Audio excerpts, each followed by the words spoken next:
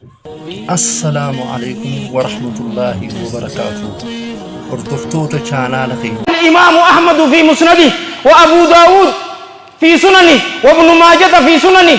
من حديث عبد الله بن عباس رضي الله عنهما قال قال رسول الله صلى الله عليه وآله وسلم من لزم الاستغفار جعل الله له من كل ضيق مخرجا ومن كل هم فرجا ويرزقه من حيث لا يحتسب أكن بيت درجا حديثا سيفنين أن حكم ابن مسعبي تقيس جراجة علامة الألباني طيب الله ثرى تنافو إني مجهولة حديث نقول لا فادا سلسلة الضعيفة قيس فيدي قروا علامة أحمد شاكر طيب الله ثرى مسند غيثتي حديث نقول سندني إسا صحيحة قروا آية ربي توت الرقان بها فقلت استغفروا ربكم إنه كان غفارا يرسل السماء عليكم مدرارا جيبر خيوم ملكتاته من لزم الاستغفار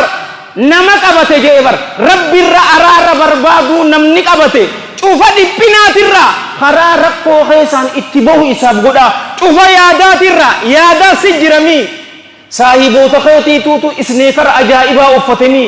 يا أبلي سقيا خامد ديدني سنفيته إنه وين رسول الله صلى الله عليه وآله وسلم شوف يا دات الرا يا دسن خرا اتباط سيغدا أما خرا إني قوان قبان نرا إسافيرا جيبر نمني قويا قيست لا إله إلا الله وحده لا شريك له له الملك وهو على كل شيء قدير ذكري غنماتي في تغلغلا إبا يوجد قويا قياماتا نما سيولي إبا جي يوخانو تكو إبا في تكهغل إسا سني سيجال مني نمو تالتيجي والحديث في الصحيحين أبي هريرة رضي الله عنه من قال سبحان الله وبحمده غرست له نخلة في الجنة تراتك نمني سبحان الله وبحمده ما حمده الله وان إسانهم ملج برا قل قلاوه حال فرفماته ولين يوجدته جنة خيست مختني راتي السيد أبتاجي خيون ملق أمتاته great minds discuss ideas jarte bar jarti Presidenti Amerika Roosevelt Eleanor Roosevelt isije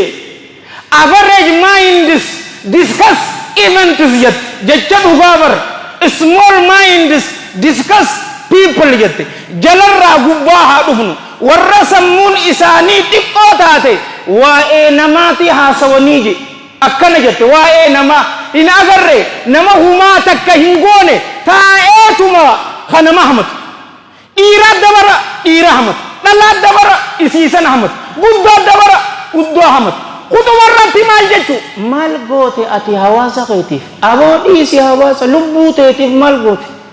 ormi sammun isani tikkoda yaro mara wa enama hasaw khannan guddon bar nama walachu da wan ati qabdu khannan guddon ruhete rabbi khannu shahide taw egasi arjumman talammadatami bekum san namarati arjumu egasi horidan namarati arjumu me ati mal lamatti arjumte nama hamachu male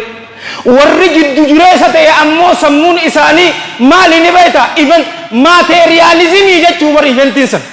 ummata yaro nyata nyatu billahi alaykin agarre sa'a afurgutu nyata nyat mali go khayyun tanqafa nyata khayyun warra marate huccuu sanirraa markaata kuma beek guuciidhaa barsinja tana qofa bayta guuciidha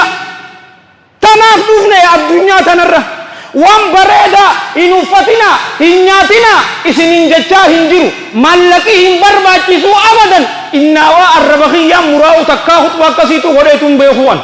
mallaqi akkan nama barbaachisa garuu yeroo harka nama gaarii see akka rasuulli صلى الله عليه وآله وسلم إنما الدنيا لأربعة نفر